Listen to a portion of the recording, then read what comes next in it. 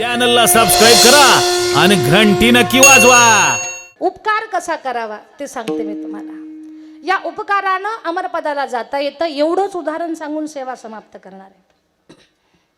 ऐका, असं वाटतंय ना याच्यासाठी केला होता अट्टहास हे आमच्याही जीवनात सार्थ व्हावं, त्याच्यासाठी सांगते तुम्हाला। संतांची वचनं सत्यात उतरावीत। आता टाळी वाजवली, शेवटी किमान टाळ वाजावा आपल्यासाठी, याच्यासाठी सांगते। कान देऊन ऐका, पंढरपूरच्या बाजूला मंगळवेढा नावाचं गाव आहे आणि त्या मंगळवेढा गावामध्ये त्या मंगळवेढा गाव आणि पंचकृषीचं जबाबदारी पार पाडणारे एक आध्यात्मिक व्यक्तिमत्व आहेत। परमार्थात एवढा मोठा अधिकार आहे की त्यांच्या लेकरानं जगाच्या बापाला जीव घातलाय। हा नाम्याची खीर चाखतो चोखोबाची गुरे राखतो।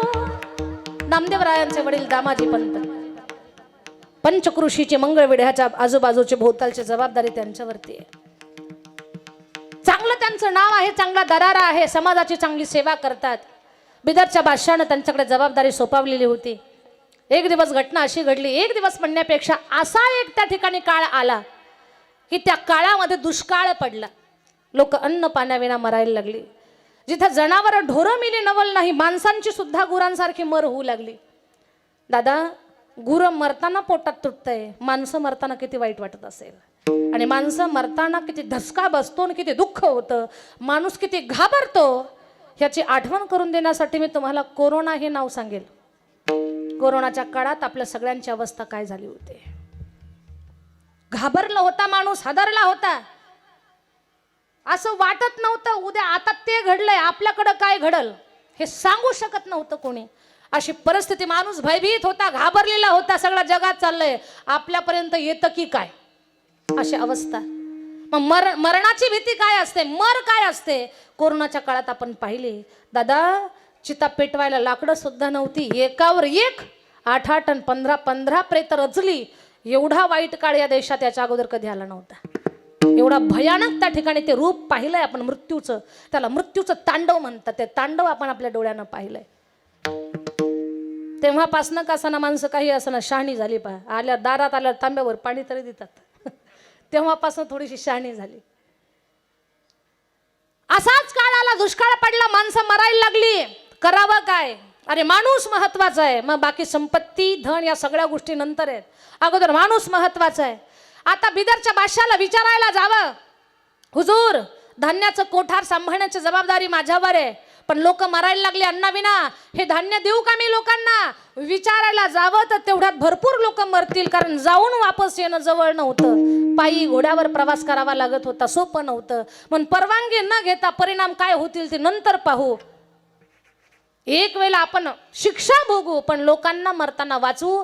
धान्याचं कोठार खुलं केलं, लोकांनी धान्याची लूट केली, खूप लोक धान्य घेऊन गेली, भाकरी बनवल्या, सगळ्यांनी पोटाला पोटभर खाल्लं आणि मर टळली, माणसं जिवंत राहिली। पण जग एवढं विचित्र आहे, माणसाची जात ही सगळ्या जातीपेक्षा बेकार आहे। कशी, माणसं खाऊही लागतात आणि माणसं गाऊ पण लागतात, खातातही आणि गातातही। बरं गायन सुरात करावं, बेसुरी केलेलं काय कामाचं। काय केलं, ज्यांनी खाल्लं त्यांनी जाऊन सांगितलं बिदरच्या बादशाला, हुजूर हुजूर हुजूर, दामाजी पंत यांनी तुमची परवानगी न घेता धान्याचं कोठार खुलं केलं, लोकांना वाटून दिलं, हे बरं नाही। ज्यांनी खाल्लं त्यांनी सांगितलं।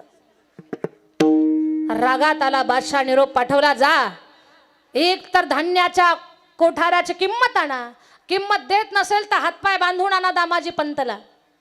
जगाचा मालक बेचैन झाला, रे माझ्या भक्तावर जर ही वेळ येत असेल, माझ्या भक्तानं चांगलं काम केलंय आणि त्याच्यावर जर ही वेळ येत असेल तर ही गोष्ट बरी नाही।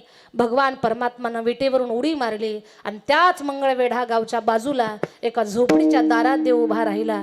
त्या झोपडीच्या आतमध्ये भजन चाललं होतं, पत्नीनं गळ्यात टाळ घेतला होता, मुलानं हातानं टाळी वाजवत होता आणि एक तारी घेऊन ते वारकरी भजन गात होते। त्या वारकऱ्यांचं नाव तुम्ही आठवायचंय। भजन चाललं होतं, पांडुरंगाला आळवत होते वारकरी आतमध्ये बसून। ओढा पांडुरंगा प्रभात समयो पातला, ओढा पांडुरंगा प्रभात समयो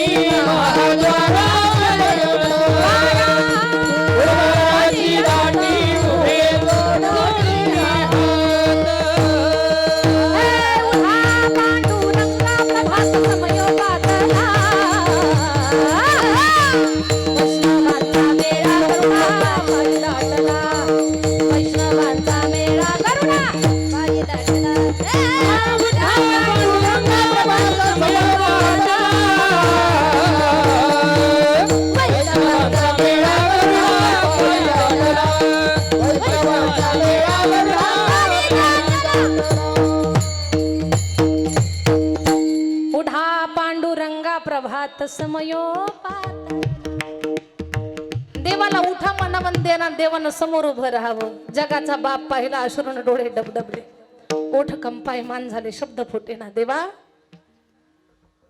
तुम्ही माझ्या समोर आहात, आम्हाला मंदिरात यायला बंदी आहे, पण जगाचा मालक या गरीबाच्या झोपडीमध्ये.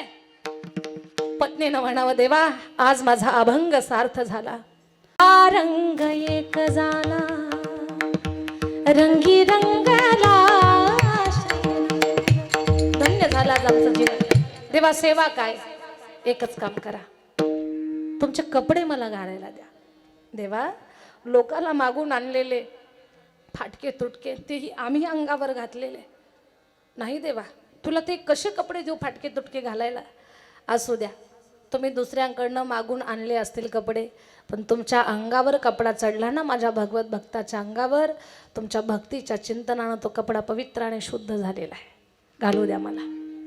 माझा पितांबर तुम्ही घाला. नाही देवा, तुझा पितांबर घालण्याची आमची योग्यता नाही, आम्ही जपून ठेवतो. तुझा हट्ट आहे तर तुला कपडे देतो. खुंटीला अडकून ठेवलेली बंडी, धोती, पागोट दिलं, देवानं अंगावर घातलं. सांगू तुम्हाला, त्या फाटक्या तुटक्या बंडीमध्ये आणि ठिगळं जोडलेल्या धोतीमध्ये सुद्धा माझा देव गोड दिसायला लागला. काही लोकाला नैसर्गिक सौंदर्य असतं, त्यांनी कसे साधे कपडे घालू द्या ते गोड दिसतात.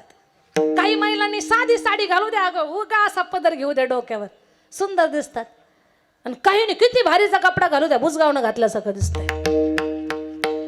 काहीला नैसर्गिक सौंदर्य असतं, सहज भगवान परमात्मा सुंदरता, जगाचं सौंदर्य त्याच्यापासून आहे. असा माझा भगवान अधिक सुंदर दिसायला लागला. आणि भक्त डबडबल्या अश्रूच्या डोळ्यानं म्हणतो, देवा काय गोड दिसता हो तुम्ही. रूपे सुंदरा सावळा गे माये, सावळा गे माये माये माये. भगवान सुंदर दिसायला लागले. येतो मी, मला घाई आहे, परत भेटतो. कपडे देताना जरा जास्त वेळ बसतो, चहापान करतो. भगवान निघाले. कुठं आले? शिपाई दामाजी पंताच्या घरी पोहोचण्याच्या अगोदर जगाचा मालक अंगावरती जीर्ण वस्त्र धारण करून बिदरच्या दरबारामध्ये, आणि या बिदरच्या दरबारात हजर झालेल्या जगाच्या बापानं जोहार चालू केला. जोहार माया बाप जोहार, जोहार जोहार माया बाप जोहार, जोहार जोहार माया बाप जोहार, जोहार जोहार माया बाप जोहार. जोहार माया बाप जोहार, जोहार जोहार माया बाप जोहार, जोहार जोहार माया बाप जोहार, जोहार जोहार माया बाप जोहार, जोहार जोहार माया बाप जोहार. मी काया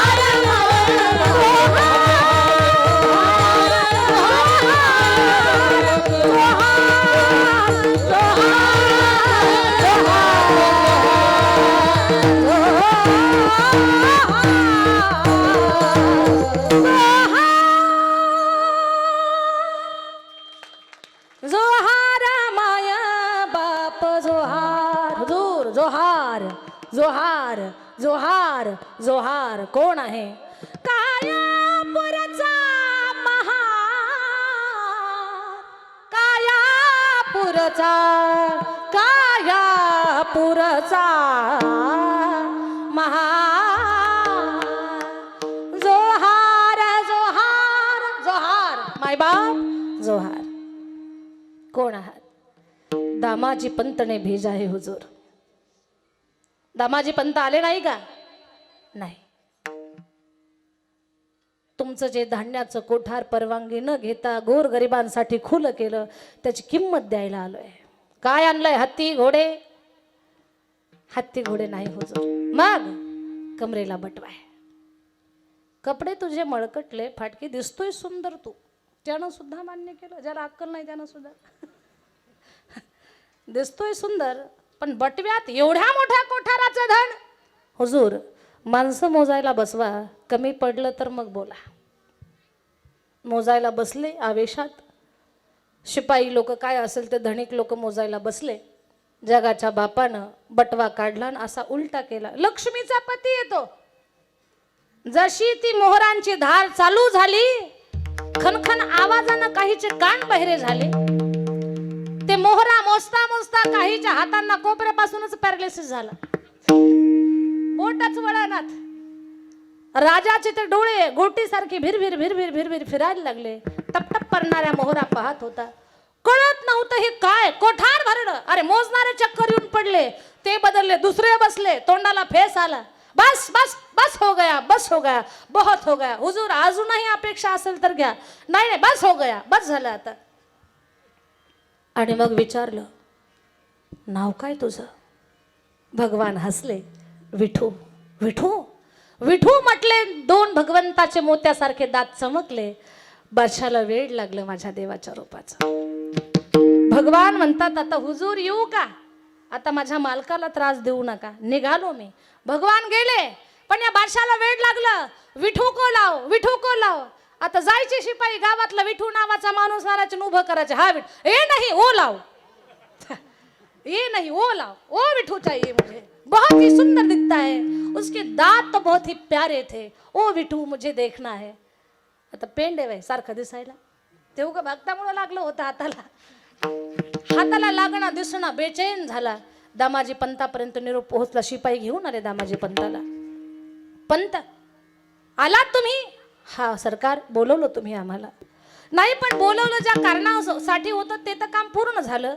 तुम्ही वाटून दिलेल्या कोठाराची किंमत तुमच्या मुनिमानं पूर्ती केली, दिली आम्हाला. कोण मुनीम? विठू नावाचा. विठू म्हटलं की टचकन डोळ्याला पाणी आलं. दामाजी पंत म्हटले, देवा, विठूचं रूप घेऊन तो इथे आला आणि माझं हे काम केलं. भक्ताची लाज राखलीस देवा, पण माझी विनंती देवा, अशी तू दुबळी कामं करायची नाही रे. आम्ही दुबळे आहोत, आम्ही दीन आहोत. आमच्यामुळं तुझ्यावर ही वेळ येते देवा. इथून पुढे तुझ्यावर अशी वेळ येईल अशी कामं आम्ही करणार नाही. दामाजींचं मन भरून आलं. आले पुन्हा मंगळवेढ्याला. पंढरपुरातून पांडुरंगाच्या चरणाला मिठी घातली आणि बस दामाजींच्या चरित्रातला हा भाग पाहून असं म्हणावंसं वाटतंय, बस आज त्यांचं नाव निघतंय ना, तर म्हणा, याजसाठी केला होता अट्टहास. शेवटचा दिवस गोड भागा. एका उपकारानं संताचे वडील होण्याचं भाग्य मिळालं, हा भाग वेगळा. पण स्वतः सुद्धा कर्तृत्व केलं. काहीला मिळतं नशिबानं, पण कर्तृत्व करत नाहीत. पण मिळूनही कर्तृत्व ज्याला करता येतं, समजावं त्यानं सोन्याला त्या ठिकाणी आकार दिला, असा त्याचा अर्थ आहे. माझ्या बोलण्याकडे लक्ष द्या दादा, जास्त लांबवायचं नाही मला. जीवनामध्ये उपकार करा, कुठेतरी दुसऱ्यांच्या उपयोगी या, जेणेकरून संतांची वचनं आपल्याही जीवनाला लागू होतील. स्वर्गीय वैकुंठवासी संपत बाबा पगार यांचं जीवन धन्य झालं. आज त्यांच्या उत्तर कार्याला टाळ वाजतोय, कीर्तन होतंय. साक्षात विश्वाचा मालक, जेथे कीर्तनाची शोभा पांडुरंग तेथे उभा. माझे भक्त गाती जेथे नारदा मी उभा तेथे. या रूपात भगवान परमात्मा इथे आहे. म्हणून याजसाठी केला होता अट्टहास, शेवटचा दिस गोड व्हावा. पुन्हा एकदा सांगेन संजू भाऊ, आपले बाबा स्वर्गामध्ये बसून आनंदानं अश्रू ढाळत असतील आणि भरभरून आशीर्वाद देत असतील की माझ्या लेकरांनी बस माझ्यासाठी शेवट गोड केला. काय अपेक्षा असते आपल्या मायबापाला, दुसरी काही नाही. पण बस तुम्ही एक चांगले पुत्र होण्याचं तुम्ही तिघा भावंडांनी, तुमचा सर्व परिवार यांनी त्या ठिकाणी योग्य आणि सार्थ केलेलं आहे. याजसाठी केला होता अट्टहास, शेवटचा दिवस गोड व्हावा. आणि लक्षात घ्या, आता निश्चिंतीने तुकोबाराय म्हणतात, भक्तीचं खरं रूप आमच्या जीवनात प्राप्त झालं, भक्तीचं फळ आम्हाला मिळालं, म्हणून आता निश्चिंतीने पावलो विसावा. खरी भक्ती कळाली, खुंटली या धावा तृष्णेची या. भक्तीचा अर्थ ज्या दिवशी माणसाला कळतो ना, त्या दिवशी माणसाच्या आशा अपेक्षा संपतात. म्हणून खुंटली या धावा तृष्णेची या. कशाचं फळ? कवतुक वाटे झाली या वेचाचे, नाव मंगळाचे येणे गुणे. भगवान परमात्माच्या खऱ्या भक्तीनं आम्ही स्थिर झालो आणि शेवटच्या चरणामध्ये भैरवी सगळ्यांना ऐकायची. ज्यांना पाऊस लागतो त्यांनी एकतर मध्ये या, तर येऊ द्यायचं का मध्ये त्यांना. चॅनलला सबस्क्राईब करा आणि घंटी नक्की वाजवा.